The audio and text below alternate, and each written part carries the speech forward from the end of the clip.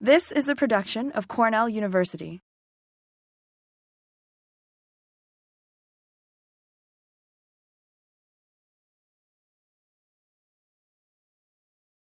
I'm an extension associate with the Cornell Waste Management Institute. We're part of the Soil and Crop Sciences section in the School of Integrative Plant Sciences here. They changed the name on us just to confuse things and force us to update all our materials eventually, many of which still have the old name. So I do have some slides, but I want to keep it really informal and keep this intro part really brief so that we have some time to talk about concerns and ideas and interests from all of your perspectives, because it's really useful for me to hear from some people that I haven't necessarily crossed paths with before.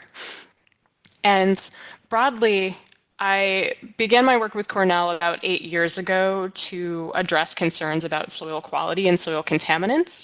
And much of that work has been through a collaborative effort called Healthy Soils, Healthy Communities, which I'll tell you a bit more about in just a moment. And so, as I said, I'd like to give you a brief overview of our research and extension outreach resources and programs, but then more importantly, spend some time brainstorming a little bit how we might be able to all work together to address some needs and concerns. And it's always helpful to hear new perspectives. So Healthy Soils, Healthy Communities has been funded for a number of years by the National Institutes of Health and the National Institute of Environmental Health Sciences. That funding has actually currently run out, but it's supported this program for a number of years. This partnership was led by Cornell together with the State Department of Health and a number of partners in New York City, including New York City Parks and Rec's Green Thumb program, as well as other partners in New York City, Buffalo, and elsewhere across the state. And broadly, the goal of this research was to help understand more about levels of contamination in urban gardens and farms, and then what that might mean for possible exposures and health risks, and to inform our understanding of how we can recommend affordable and feasible healthy gardening practices. So we don't want to just point out to people that there's a problem. We want to focus on feasible strategies that they can implement in their own gardens or yards. So this Healthy Soils program was focused on urban community gardens more specifically, but a lot of what we've learned carries over to rural areas, residential properties. We don't just get questions from urban gardeners, even though that was the focus of this part of the study. As you all know, gardening and farming have many, many benefits. Everything from source of healthy food to physical and mental health benefits, community building, all of these really great things that I don't need to get into with this crowd because you're all well aware of them. So we want to keep those benefits in mind, but the reality is that there are also risks at times. Years of human activity have sometimes left contaminants in soils. In many areas, we don't have enough information about levels of contamination and what might be going on. And sometimes gardening and farming activities and any other activities, recreational activities, anything that could increase contact with the soil may also bring people in contact with contaminants. And we kind of jokingly call this guy Exposure Man, just to give you an idea of the possible ways that people can come in contact with contaminants in their environment. They may be eating products that are grown in soils, such as vegetables or chicken eggs. They may be accidentally breathing in or swallowing soil as they're working in the garden. Their skin may be touching soil. And then little kids, of course, also may be eating soil, maybe playing in the soil. So we want to think about all these pathways where people contact soil. This work and my job here and our extension focus have really come out of lots of questions that we get from gardeners and homeowners and county educators and others. Should people test their soil? Does the site history matter? Does the location matter? All of these questions. If so, how should they collect soil samples?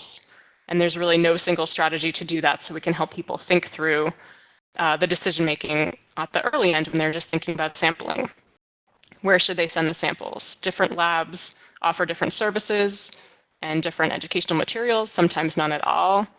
What do the results mean? It doesn't help to have numbers unless that can help us turn that into some kind of action and help the people that we work with take some type of meaningful, feasible action. And what should gardeners do? What should homeowners do? And that's really the focus of how can our research efforts inform our understanding of best practices and strategies that people can do to reduce their contact with soil contaminants. And through the Healthy Soils Project, basically we've sampled contaminants in our environment in a number of different ways, everywhere from the soils of gardens and farms to the vegetables that grew in those soils to the chicken eggs that were raised in some of these urban farms and gardens. And that helps us understand more about the contact that people have with this. That can then inform these best practices that we've been referring to, which can then inform our future research and help us figure out places where we might need more information. And I'm not going to get into all of the science or all the details here, but broadly, our 10 Best Practices for Healthy Gardening resource is a half-sheet handout that gives an overview of kind of the take-home points of all of this. Use clean soil and compost. Use raised beds or grow in a clean medium whenever possible. Avoid treated wood. Certain types of wood can contain contaminants that are a health risk. Cover or mulch your soil. Maintain soil nutrients and pH. Put a barrier under play areas. Keep an eye on children to be sure they're not just ingesting handfuls of soil. Basic hygiene practices like leaving your soil in the garden, washing your hands, washing and peeling produce can make a big difference. And again, we have a variety of resources that get into the details of all of this, and I'm happy to answer more questions.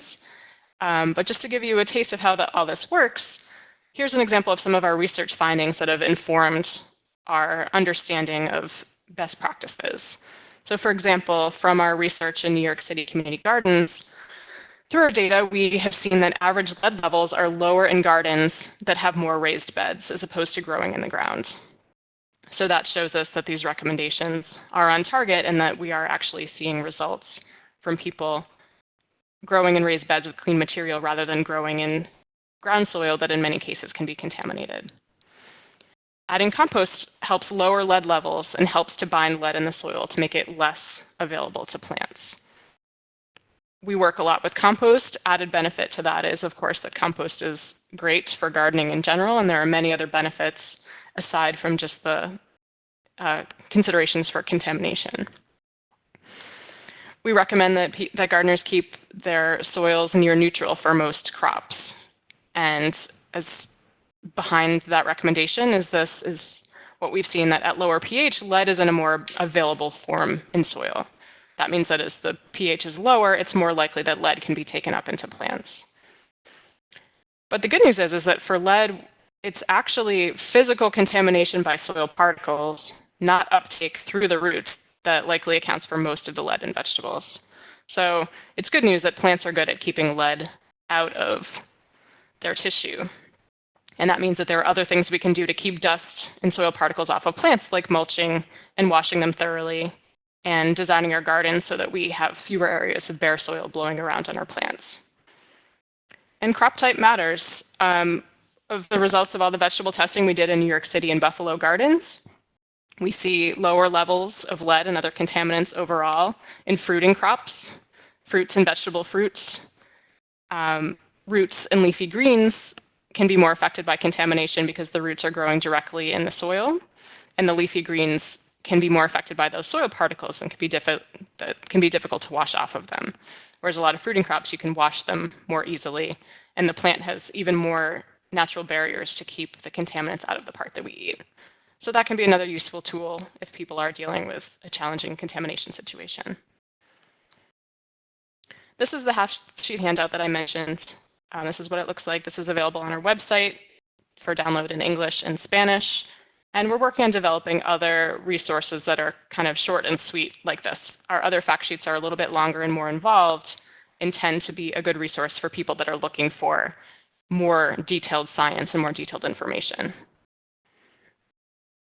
And some of those are a series of fact sheets that guide people through thinking about sources and impacts of contaminants in soils, guide to soil testing and interpreting results, best practices for healthy gardens is kind of the longer version of the short half sheet that I just showed you, as is our newest resource, which is called Metals in Urban Garden Soils, and that gives these same healthy gardening tips, but also gives detailed information for the metals most commonly of concern for human health and plant health, so lead as well as about 8 or so others, and including guidance values that can help people understand what their test results mean and what they should compare them to make informed decisions.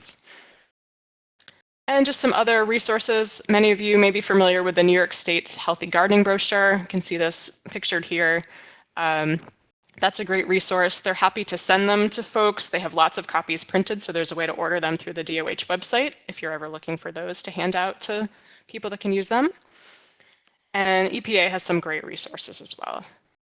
And through the 8 or so years that we've been working on this project, we've seen more and more information becoming available from federal agencies and other research programs. I'd love to hear more about what types of questions you get in your counties, whether you feel like you have the information and resources that you need. If there are specific things that you'd like to see from us, we would love to hear that. As I mentioned, we've heard that there's a need for more shorter resources, more multimedia things that are a little more digestible than fact sheets for certain audiences, which is definitely a fair point and something we're working on.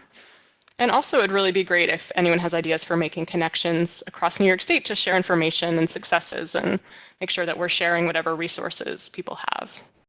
I get quite a few questions rather about pressure-treated lumber, and seems like there's I don't know if this is unique here, but we've had a fair bit of pushback recently about that. Well, there's no proof that it's that the new compounds are toxic and so on. And is there a Cornell publication that gives some guidance in writing there that we could show to people? Well, since it's not proven safe, we suggest that you not use it or something until we get better, some studies come in. I am not aware of a specific resource that gets into the chemicals that are currently in pressure-treated lumber. As many of you know, the concern for many years was the CCA-treated lumber that had copper, chromium, and arsenic in it, all of which are not a great idea from the human health perspective. That our position with the current treated lumber is that we don't have any research showing that it's harmful, but we also don't have any research showing that it's safe. So to err on the side of caution would be to use an untreated alternative if that's possible. So number 3 is avoid treated wood. But we don't get into the details of why. And part of that is that this sheet is very basic, but we don't specifically name the chemicals in the new treated wood or get into why they're a problem. In some of our longer documents, we've explained what the problem was with CCA treated wood, but the more years we get out from that being in circulation, that's becoming a little less relevant. So I agree that maybe it's time to update one of our longer resources to comment more specifically. And I mean, would it still be useful even if it just said something like, we don't have evidence that it's safe? Or is that just a cop-out? That's sort of the balance is with a lot of these issues, we don't necessarily have answers or complete research-based information. So in terms of putting things in writing, it's a little bit of a balance of when do we feel confident enough that we can share something without adding to the confusion versus areas that just truly need more research. And therefore, we're kind of waiting until we see some results to fine-tune some of our recommendations. But that one about treated wood, I mean, that question of whether chemicals in current treated wood are toxic is not something that our research group will be prepared to handle anytime soon. So it may be that we just do need some language to give people more specific advice now. Another question related to pressure treated is, if we're not going to use pressure treated, are there other species we might recommend that? Yeah, we've had good luck with locusts, if that's available where your gardeners are, where you are. That's not always an option for everyone. I mean, untreated lumber can work, though it isn't going to last quite as well as other options. Something like cedar could work. We could possibly pick apart the sustainability of that. But again, I know here in Ithaca, locally sourced locust has been a great alternative for something it's a little tricky to work with initially because it is so hard, but once you've got the beds in place, they've been holding up really well. And that's one thing that we would like to do more of as well, is to work with county educators and others to have resource lists for particular locations for things like bed building supplies and soil and compost and all of these things that seem so basic from the short version of our recommendations, like, oh, just use clean soil and compost. Well, that's great as long as you have a source that is reliable and may not be contributing to a contamination concern. And yes, use raised beds is a very oversimplified recommendation. People want to know what type of wood, how high they should be, specifically what should they be doing. And some of that is really going to be situation dependent, and that there should be room for flexibility based on the needs of a particular site. But I agree that that more tutorials, more workshops would be helpful for everyone. And we're hearing from people that they would like more details for all of these recommendations. I know it's really hard to come up with specific guidance on soil testing, but I would love to see more kinds of tools like a flow chart related to helping decision making based on site history, intended use, and budget. Does anything like that exist? It exists in our heads. That's actually something we've thought a lot about, a flow chart or almost like a decision tree format that's easier to navigate than a fact sheet. So yes, we agree with you that that would be really helpful. We haven't made it happen yet, but that is definitely something that's on our radar. So if you have any specific ideas for components that would go into that and that you'd like to see, please feel free to pass them along, because that is something that we are kind of on the back burner at the moment, but I would love to see that happen. We get questions regarding saltwater overwash from Hurricane Sandy.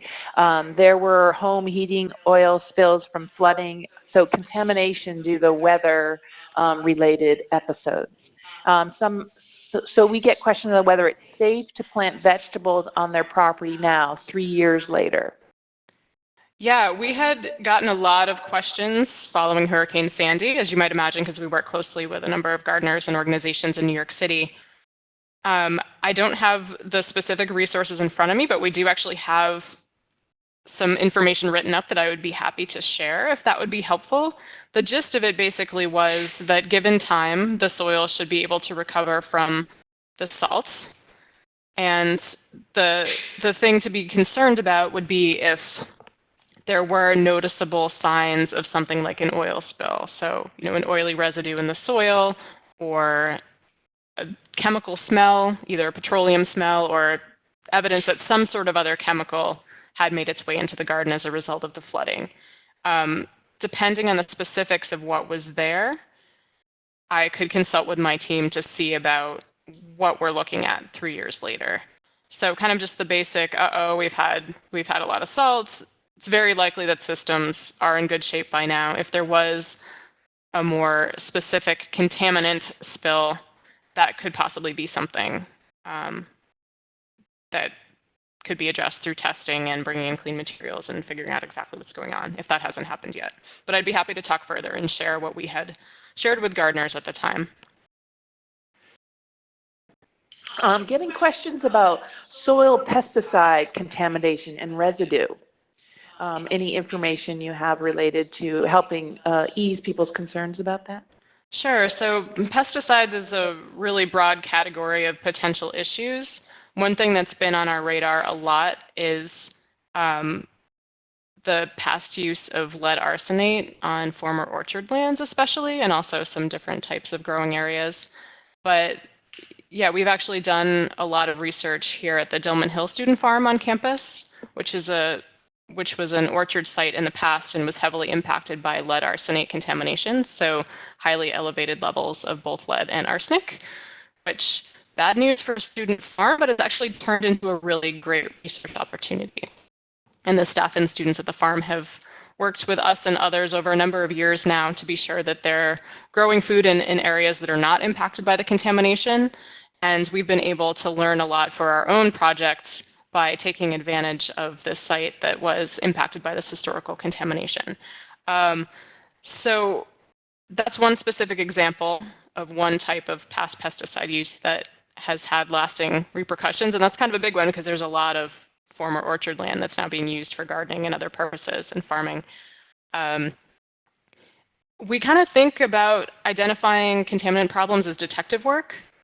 So, Paul, thinking about specifically what may have happened on a site, sometimes we know exactly, hey, this gardener or this landscaper came in and applied this particular product.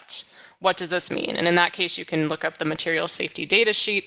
You can possibly test for a particular chemical.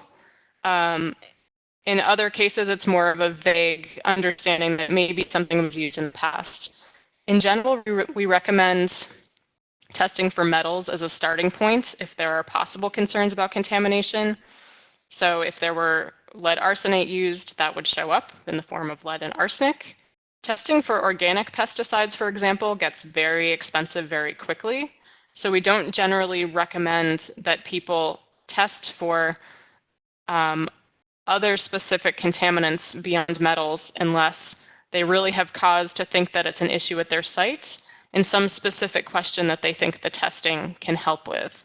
Otherwise, what might be a better alternative is to put the money that they would have spent on testing into getting clean materials and possibly just covering up the known or suspected problem at a given site. That's not always possible, but it's also not always possible for someone to spend hundreds or thousands of dollars on soil testing, particularly in a residential situation. So it's kind of a trade-off of considering what we know about the site, what's likely to be a problem, what resources are available, including money, and then figuring out the balance of, okay, should we focus on testing to learn more, which is ideal, or do we just put that money into implementing best practices that can reduce contact with the contaminants, even if they may be buried under kind of the working surface. And so that's really where this 10 best practices for healthy gardening emerged out of that thought of like how can we make best use of our resources. Definitely, and in a cost-effective way. Site remediation, meaning actually removing contaminated soil, is very rarely an option for a lot of the gardeners that we work with. Because if you think about it, you've got to have the money to bring in the equipment to get the soil out of there. It's then got to go to a landfill. Especially in New York City, logistics of moving things and transport can be really daunting. So what often makes more sense is to instead cover up the contamination and just start fresh. So if you're growing food, that often means raised beds or putting some type of barrier down and then bringing in clean material. A framed bed can work. A mound of clean soil over a surface that's that's blocking off the contaminated material can also work. So it's difficult to give very specific recommendations because, as I said before, a lot of sites can benefit from flexibility of finding what works for them. But these are kind of the basic principles that we want people to keep in mind. If the pH is very different than the normal surrounding soil should be, or, are there any hints that there might be heavy metal contamination? Like any red flag testing that you can do that's less expensive? Not really is the tricky part. For example, we can see plants thriving in soils that are very high in lead because lead is not toxic to plants the way it is to people. Certain metals are phytotoxic, but those don't tend to be the same ones that are a concern for human health.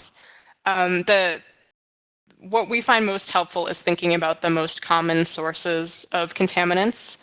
So for lead paint is really a big one in both urban and rural areas. So if a garden or soil of any kind is adjacent to an older painted structure that would have had lead paint at some time in the past, it's very likely that there may be elevated levels of lead closest to that structure. We tend to see the highest levels right by the building, and then it decreases from there. Sometimes there was an old outbuilding on the site, an old garage or an old shed or something that would have been painted, and that building may get taken down, and the current owner may not even remember that had been there or know that it had been there.